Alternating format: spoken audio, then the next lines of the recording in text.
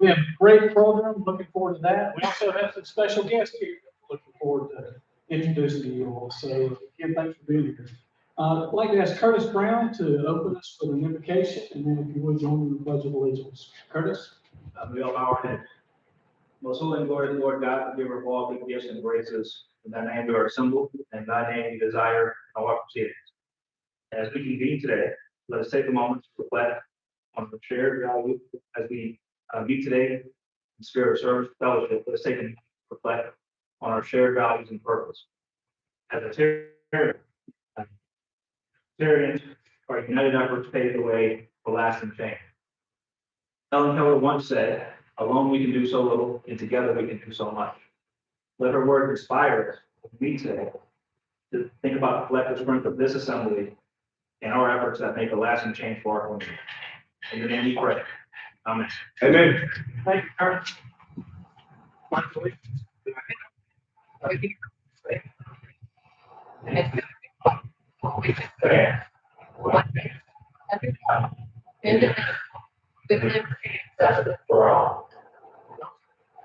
You may be seated.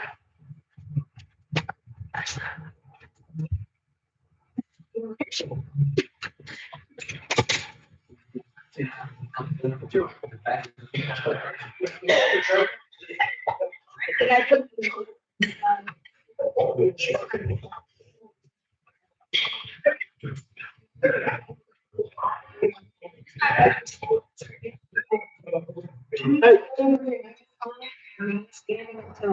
been introduced.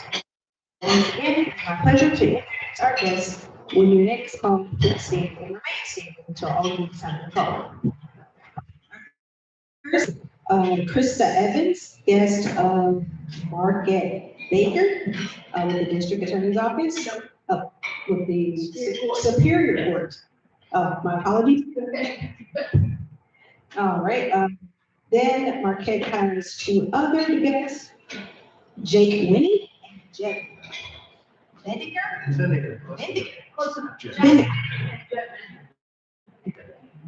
Next, Bill Bowman. His name is Glenn Clements.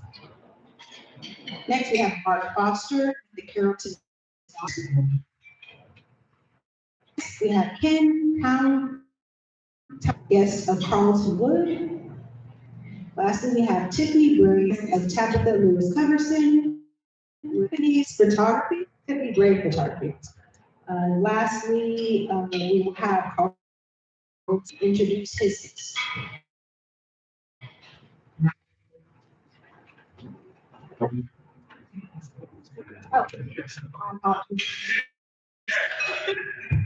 Julie, somebody on?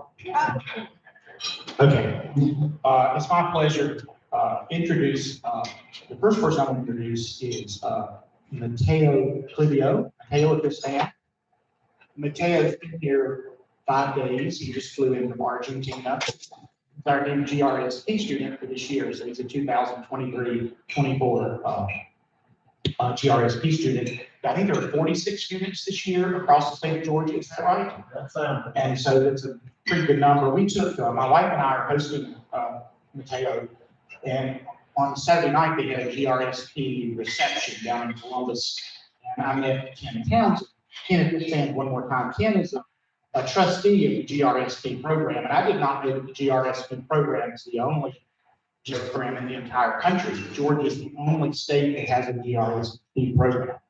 So we had a great reception, and that's where I met Ken.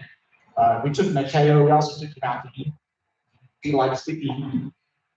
Mateo is from Chacabuco. Did I say that right? Chacabuco, Argentina, which is about 2 hours west of Buenos Aires. And I'll just let you know that it's winter there now. I think the high temperature today is going to be 72 degrees in Mateo's hometown. And he's just now getting oriented to Georgia. He's a very pleasant person. He's looking forward to taking his classes at LaGrange College. He's living at Boatwright Hall, and he loves math. Apparently, he's quite good at math. He's also a member of their golf team. And if anybody needs a ringer for a golf tournament, Mateo would be a good choice. He told me a story on Saturday night about how he had an opportunity to go to St. Andrews in Scotland, and he saw Bryson DeChambeau and Tiger Woods. So that was a highlight. Also with him are his father, Diego, if you'll stand. Diego flew in yesterday. Yesterday, they just got here, and his wife, Anna.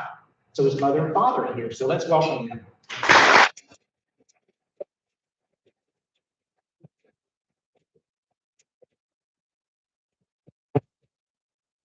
My wife Michelle and I look forward to hosting Mateo throughout the year, and we'll be helping work on his English. He's already improving just in the last few days, and we're just really happy to have him here. He's looking forward to learning more about LaGrange and Georgia and our country. And if anybody was taking an interesting trip or going to an interesting event, would like to involve Mateo, if you'll just let me know. It would be good for him to experience some different things in our community. And he didn't tell me this, but I know that if anybody happens to have an opportunity to play golf at East Lake, the Atlanta Athletic Club, or Augusta National, let Mateo know. He'd love to go. So, thank you. Thank you, Paul, and welcome again to all of our guests. We're so glad to have you here.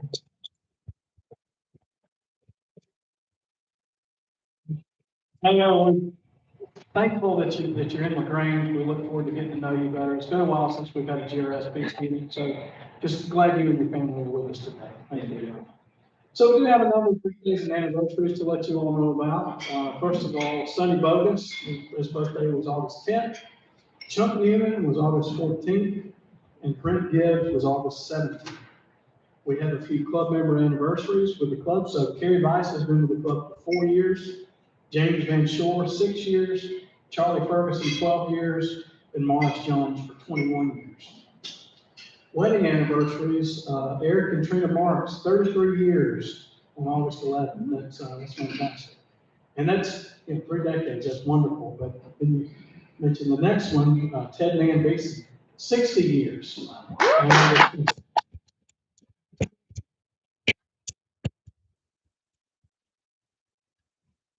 So a couple of club announcements. Susan, do you want anything on the golf shirts that you want to share with them? I did put out a sheet last week and I got 8 orders, and then I sent out an email yesterday to the membership. So if you have an email, please check it. It's titled Rotary Polo shirt or something. But we're getting them from Land End. They're real pretty cobalt blue. They'll be right around $50 with the logo. We've gotten 30 orders so far. I'd like to have double that so that we can all look the same. Thank you, Susan. August is membership month. And I know at least one of our Rotarians took me up on the one name. We need one name, just one name. If everybody would invite one person in the weeks ahead, we could fill this room. So take a minute, either invite somebody or we can monitor. I'd be glad to help recruit new members. We do have a couple of announcements about events related to the club coming up. First of all, we have a board meeting just following this meeting at 1 o'clock. We'll meet over here for anybody who needs a makeup or anybody who's interested. The LaGrange Rotary 5K. John, do we have any updates on the 5K? We're still working with additional sponsors and anybody that wants to be able to actually run it. We anticipate a link to sign up. We'll have posters that will distribute to the members next week. That we can put up all around town. We would love to have this first one off the running, be a big event, very successful, to create some momentum going forward. Thank you, John. Appreciate all the work you and Scott are putting into this special event. So speaking of special events, the 100-year gala, invitations go out this week. So please keep an eye open in your mail. You should be able to get an invitation. There's an opportunity to register and pay online. And just as a reminder, the tickets are $50 a piece. Love to see everybody here. It's going to be a great night celebrating 100 years. Related to that also, many of you messaged last week about the potential to sponsor at the $1,500 level, particularly those organizations who have been part of Rotary for several decades. So hope you'll consider it, if you will. You can make a commitment, let Ken Miles or Tommy Pensler know. So Happy Dollars, we have a few minutes for Happy Dollars. Who's excited today? What's going well? Better hustle, Susan.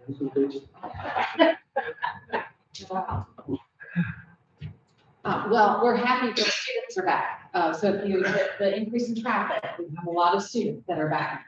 A couple of results to share with you all. Our dual enrollment numbers up. We're up 275% on the number of dual enrollment students we're serving. These are high school students that are taking college courses.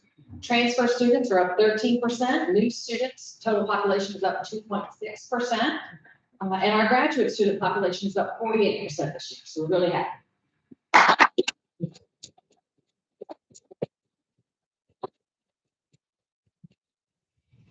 I thought this would be a good story to tell with Mateo here. In 2004, my family, we were a host family for Michael Raff Peterson from Denmark, 19 years ago. And we stayed in touch with him all this time. He actually went back to Denmark, worked for Mars, the international shipping company, got stationed in Miami, met a girl there, so got married, became a U.S. citizen. She is a dentist, and they're living in Texas now. But recently, he came to us and said that they had a couple of kids. They wanted us to be a part of their life and to kind of be grandparents for their kids, and then they asked if they could move back to Bradenton close to us. So that was fantastic. So I introduced her to Chuck Pitts, and so she's going to be a part of his practice. And I think eventually buying into and buying out his practice. So she'll be moving to town and be a dentist. Michael, I'm sure when they come to town, I'll be able to introduce you or reintroduce you to Michael, who is working in logistics, and he'll be a part of Rotary again. But I want to share that wonderful story of my GRSP student experience.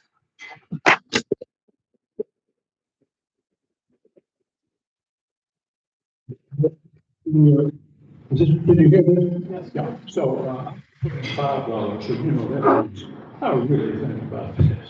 Everyone is aware of the stress and the pressures upon the Methodist Church and the threatened split that we had this week came to a head. It's still coming to a head. It has to go on a while, but we're so happy to have gotten past the point of decision. I'm not going to tell you anything that you don't already know. The relationships among us in the church have been so wonderful, and they really need to continue. And many of us want to do whatever we can to keep those relationships going. I want to say that in my own experience, the Rotary 4-week test has been put. So I just remind us all that when we are up against it, that is a place to go. So on that, thank you.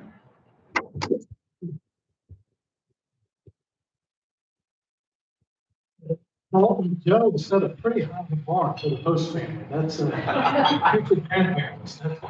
Thank you, Joe. So like I said, I'm really looking forward to our program today. Appreciate your favor. What's that? You need your opening first.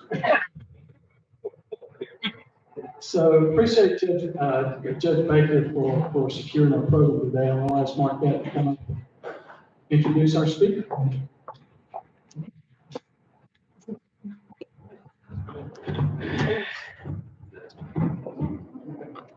Everybody hear me all right? All right. So I have a couple of guests here. One is law partner, two more attorneys that came with the DA's office. I want you to know I did put this out in court yesterday. The DA's took me up and the public defenders are currently preparing for trial. Not to worry about it. They are apparently back work. I want to tell you what an honor it is for me to have Justice Carla Walker here today to speak to our range Rotary Club. A couple of important bits about her background. Service of course. She graduated from Westminster and Augusta as their valedictorian. She went to Duke, got her BA in History and Economics, and of course graduated with high honors. She went to the University of Georgia School of Law, where she was a Woodruff Scholar.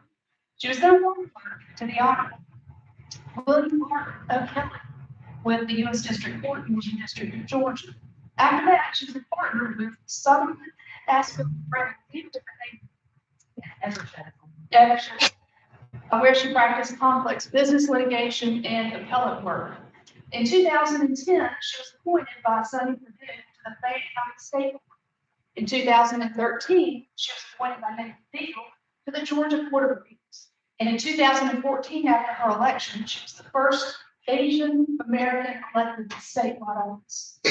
In 2020, she was appointed by Governor Brian Kemp to the Georgia Supreme Court, where she serves as the first Asian American Supreme Court justice here in the state of Georgia. She has a husband, Lance. She has two children, a son who's at Kennesaw State, who is the same age as mine, 10th grader at Queerson School, Landmark Christian, who's also a dancer. And what I really want you to know about Justice McDonald, those of you who've already had the pleasure of being able to speak with her, surely understand this already. I met her years and years ago through Judge Little, state court judges at the same time, and there was no reason for her to know me or to remember that once. And the next time I met her, she remembered her name, she remembered what we talked about, and that's and I think from what I know already about being a judge, being a really good, being interested is one of the most valuable things that you can have. So we are so incredibly lucky that some of our academic and professional and personal talent are on the Georgia Supreme Court. I give you Justice McDonald.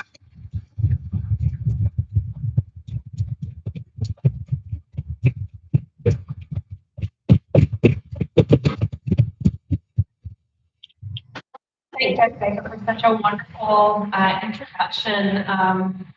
I love speaking to Rotary because when I was a state court judge in Fayette County, I was a member of the Rotary Club of Peachtree City. So I'm familiar with Rotarians and different programs, and that also participates in the GRM SP program. So we've had many students come through, and it's a wonderful program, and I wish you all the best in the year that you're going to have here in town. What I talk about here today is something I get asked about a lot, which is how did you become a judge and why did you become a judge? So that answer is complicated. So I want to talk to you in the form of a story about me and my family.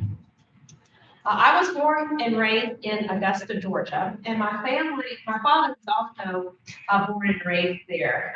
Many of you probably don't know because Augusta's on the other side of the state, but the Chinese have a long history in Augusta. It has one of the longest standing, oldest Chinese communities in the Southeast. The Chinese first came to Augusta in the 1870s to build an extension of the Augusta Canal. And some of those workers stayed on and started telling people in their home villages about Augusta. And that's how I understand my grandfather first came to Augusta, through a cousin who I know operated a grocery store there in 1900. Next slide, please. So I brought some maps to show you where the Wangs originated in southern China. And we came from the Zhengsheng district from a village called the Yuten village, and I've marked that on this particular map. Next slide, please.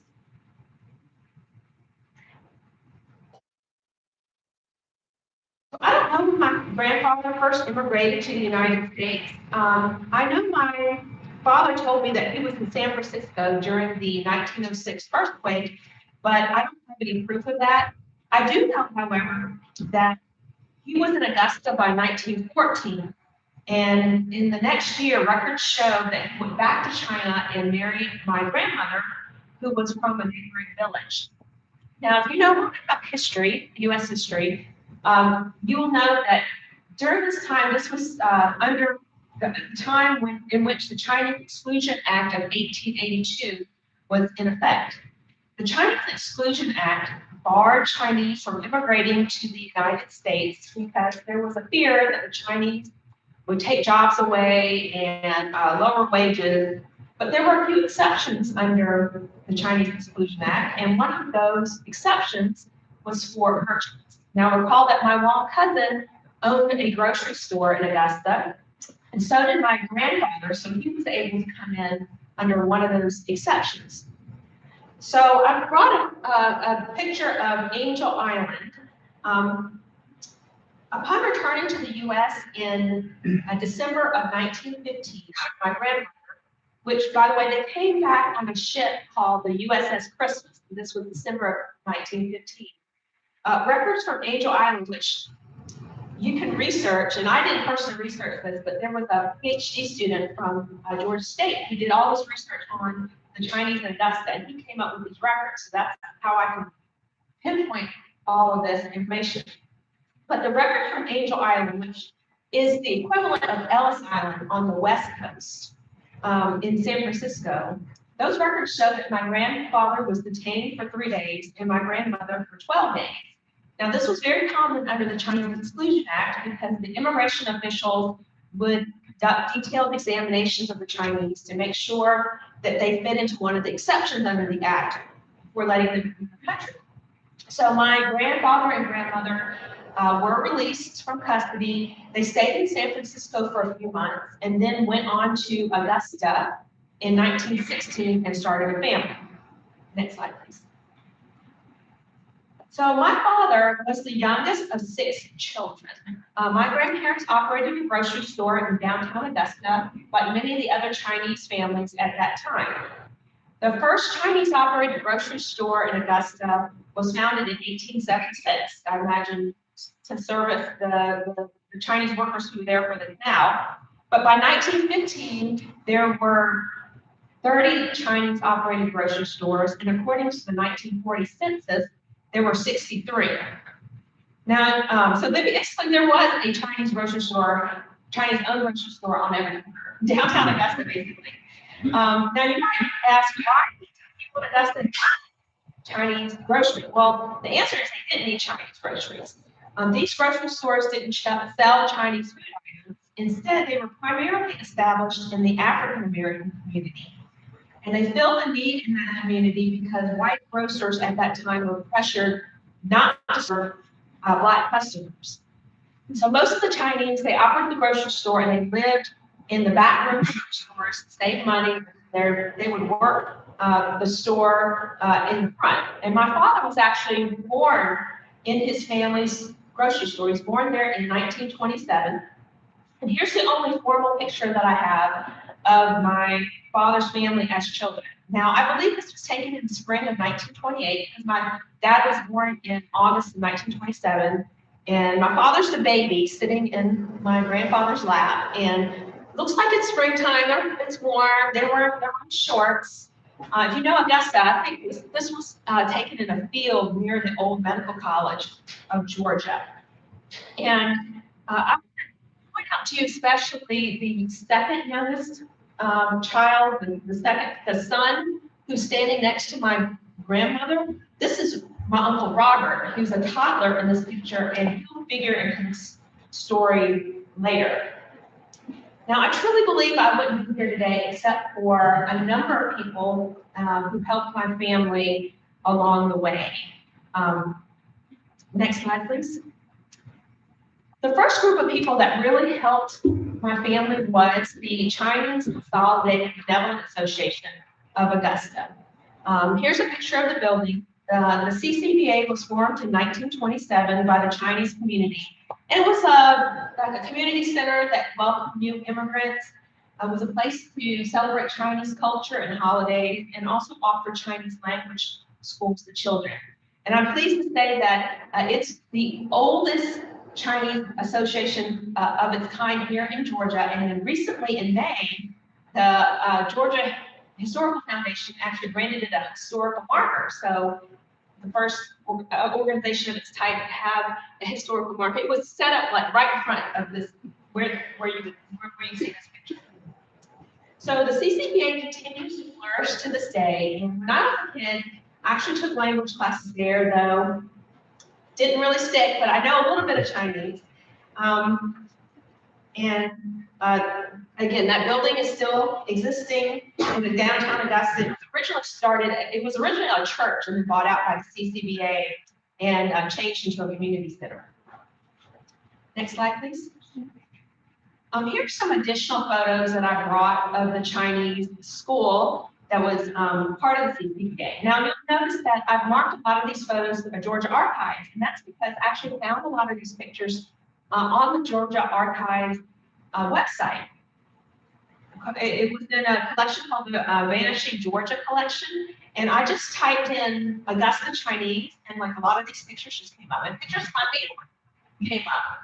And so this first picture is a picture of the first Chinese school in Augusta, and this was not in that CCBA building. This is, I think, predated that, or maybe around the same time, but this is, I think it's a storefront in downtown Augusta.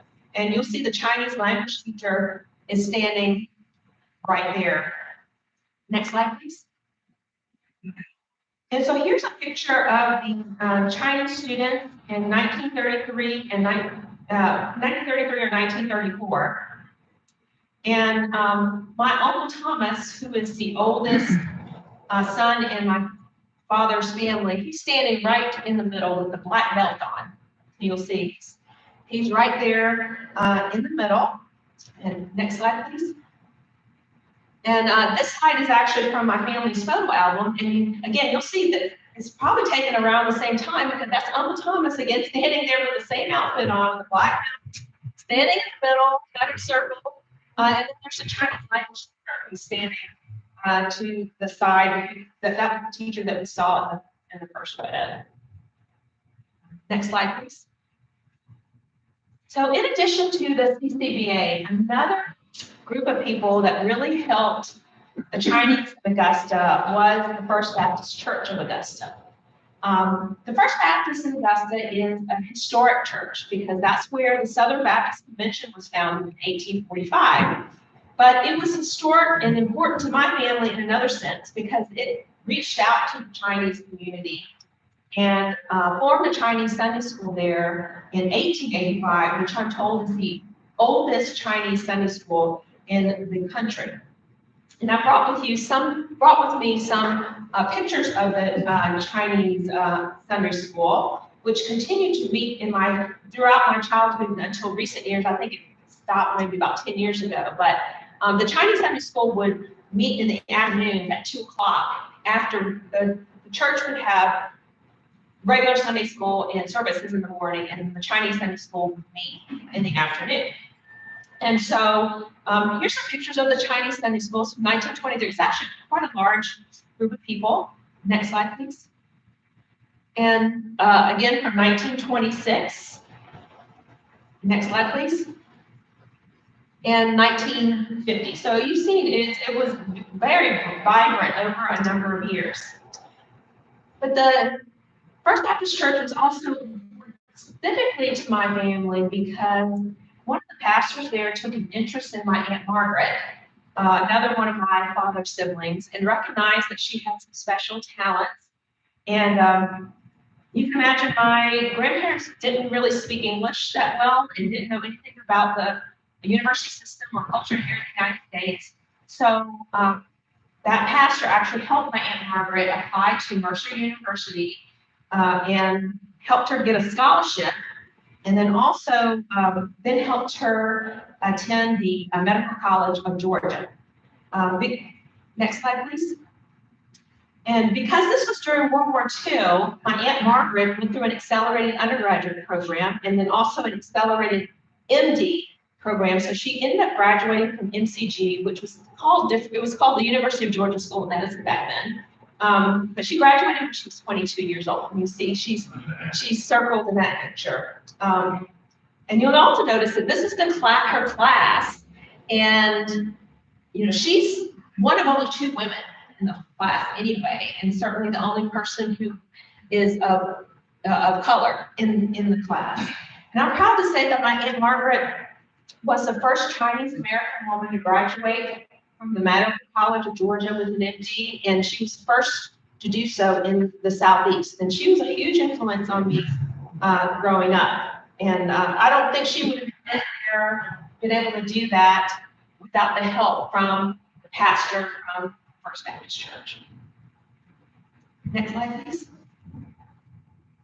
So another, I guess, it's just a fortunate circumstance. Another group of people that really helped the Chinese community and my family was that the Chinese community in Augusta had the benefit of the public schools in Augusta. Now you can imagine during this time period of segregated schools in the South, it wasn't really clear where the Chinese fit in. In Savannah, the Chinese went to the African American school until the 1920s. In Mississippi, the Chinese actually were barred by state law from attending white public schools.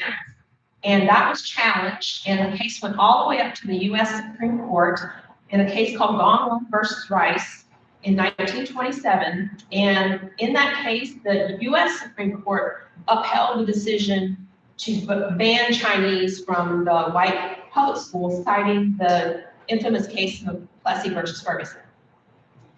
But in Augusta, the Chinese were generally permitted to attend, frankly, the better public schools. And so here's a picture of the Zhou brothers from 1919, Francis and William Zhou, who are supposed to have been the first Chinese children to attend public schools in Augusta. My Aunt Ruby, the oldest in my father's family, would have been about 3 years old at this time. So she wasn't very far behind these kids. And apparently the Chinese were able to attend the public schools in Augusta without much controversy until 1931, when apparently there was a bill that was introduced into the Georgia legislature that would have withdrawn funding from any public school that admitted Asian children. Now, fortunately, some Chinese families and legislators from Augusta fought against that bill, and it was never passed. So as a result of their efforts, my father and brothers and sisters and his brothers and sisters were allowed to go to the white public school and really flourished. My fathers and uncles graduated from Richmond Academy, which back then was the boys' high school in Augusta, and my aunts graduated from Tubman High School, which is the girls' public school. Back then, I guess they separated out the girls and boys in high school. Next slide, please.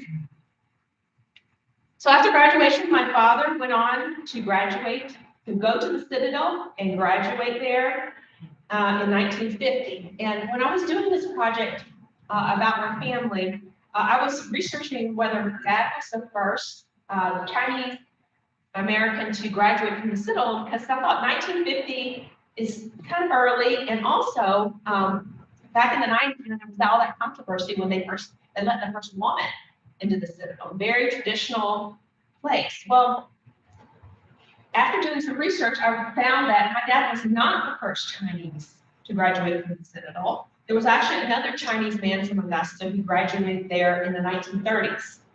And I can only assume that he paved the way for my dad to go there and served as an example. So my dad went on to serve in the Army, where he achieved the rank of first lieutenant before he was honorably discharged and he retired.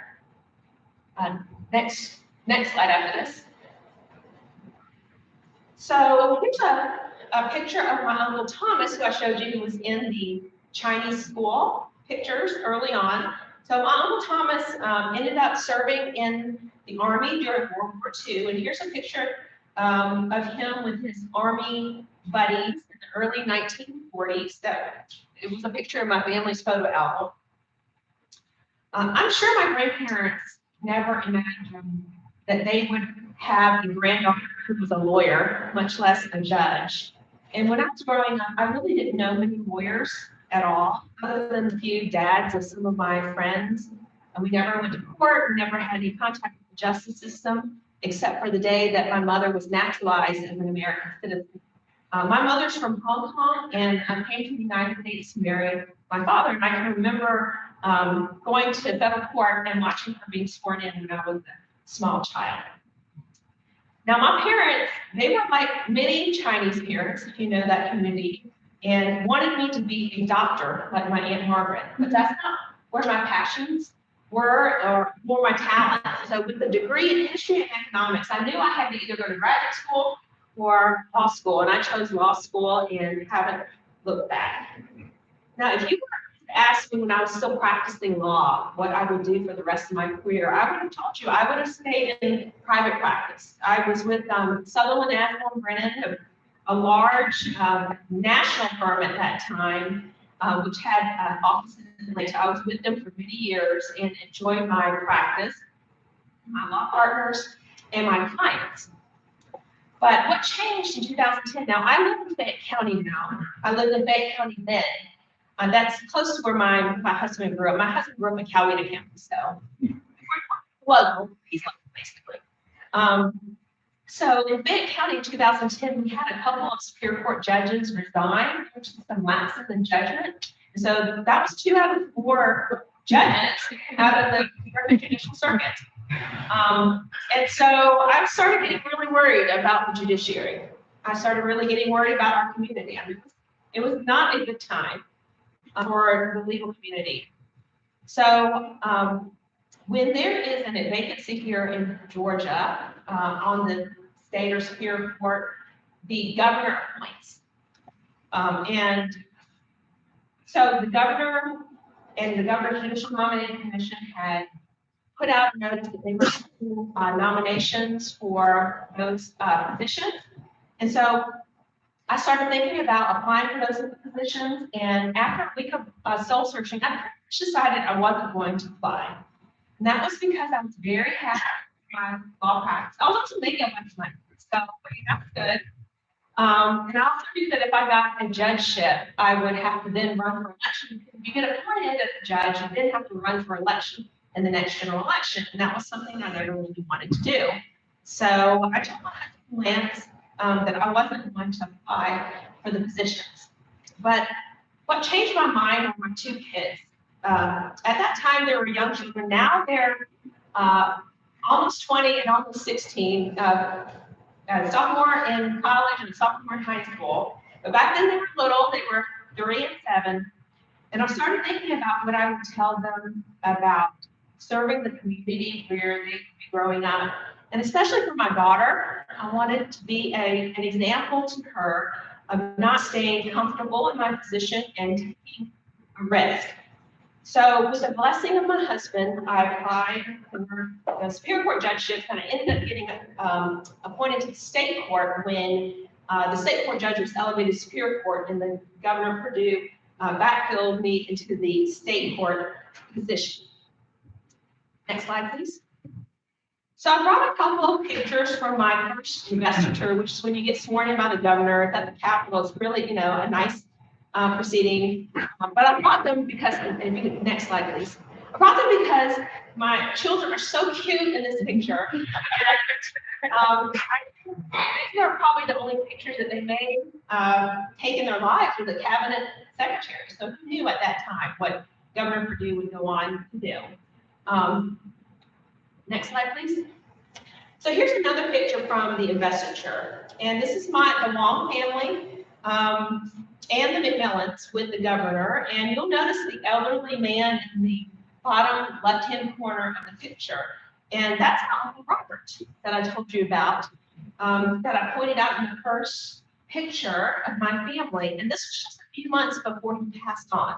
But who would have thought that that little boy from that immigrant family who'd been in the country for maybe less than 10 years would someday be taking a picture with the governor of the state of Georgia in the legislature.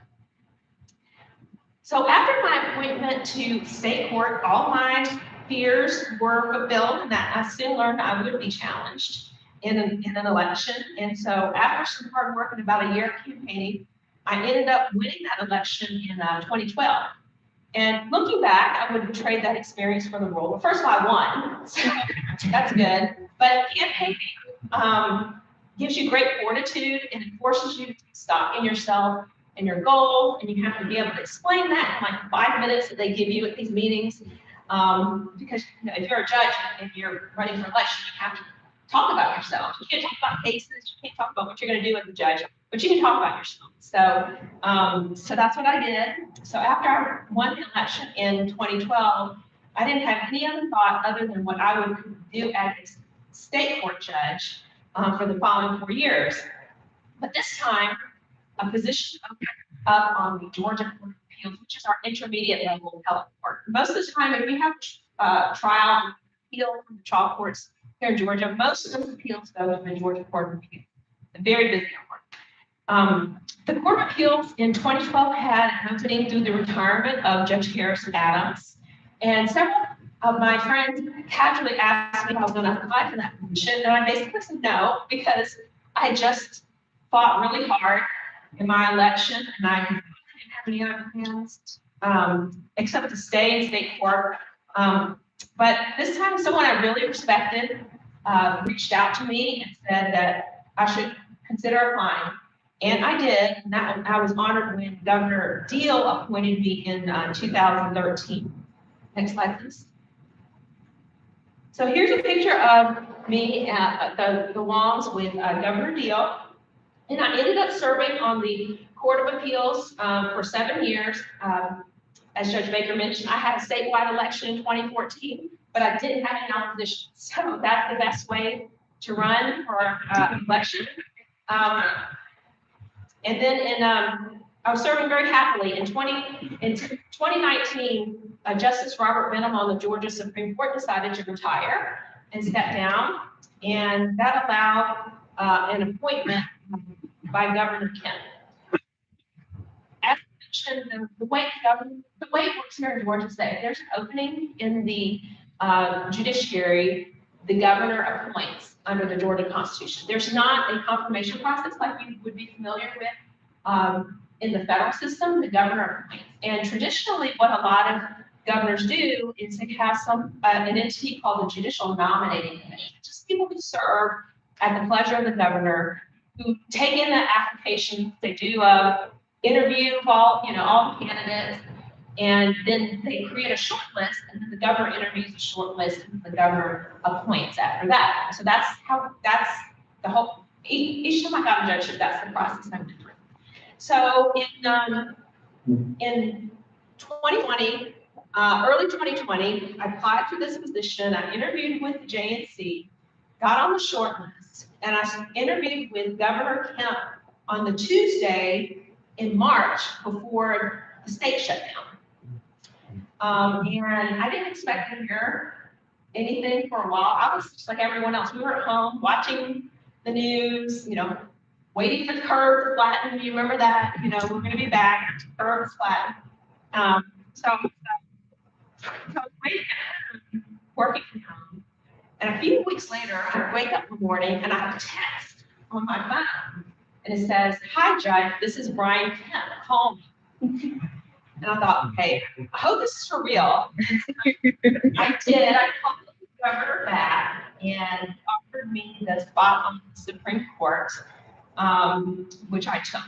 So next slide, please. Okay, you got it up. So here's a picture of my investiture in Liberty Plaza, which is an open plaza behind the Capitol building.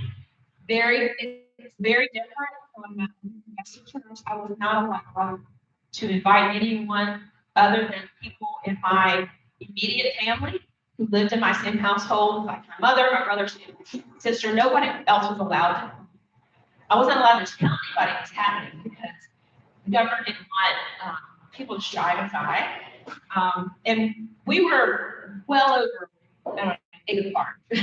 And so, but there's my investiture, you know.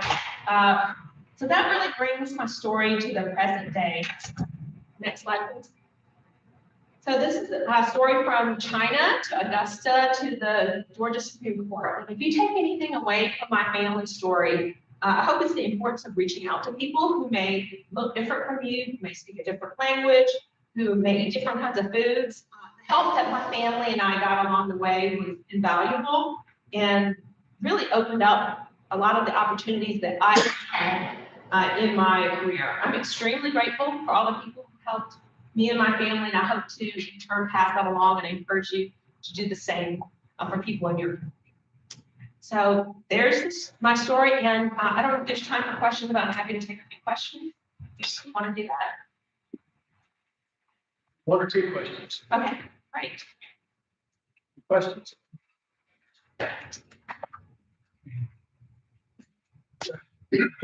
One comment. Your introductory comments made an impact on Judge Baker because the first time she and I met, the second time she remembered who I was and what we talked about the first time. And it dominated context. So you must have made a difference. Thank you for your comments. Well, thank you for this community, because Judge Jeanette Little, Judge Baker's predecessor, was one of my mentors on the bench. She had been on the bench for so many years when I started in 2010, and she was a single state court judge here in Truth that I called on her a lot because of her experience. Thank you so much.